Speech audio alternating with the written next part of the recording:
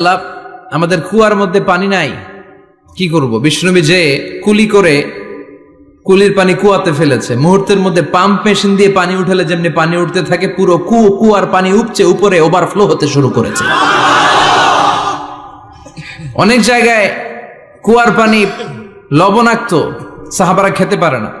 ইয়া রাসূলুল্লাহ, আমাদের কুয়ার পানি লবণাক্ত। বিষ্ণুনবী ওযু করে আবার কুলির পানি ছাড়লেন, মুহূর্তের মধ্যে লবণাক্ত কুয়ার পানি মিঠা পানিতে পরিণত হলো। যেখানে হাত দিয়েছেন ওখানেই বরকত আছে না নাই? এজন্য বিশ্বনবীর সুন্নাহ আছে, যেখানে আমরা আছি আসলে আমরা সরাসরি কোরআনের দিকে যাই, কারণ এই কিতাবে অনেক বরকত। আমি আমার খুতবার শুরুতে আল কোরআন আল কারীমের 29তম পারার একটি সূরা, সূরাতুল ইনসান, এই সূরার একটি আয়াত তেলাওয়াত করেছি। এই সূরার আলোকে আজকের এই চমৎকার রজনীতে আমরা কিছু কথা শুনবো।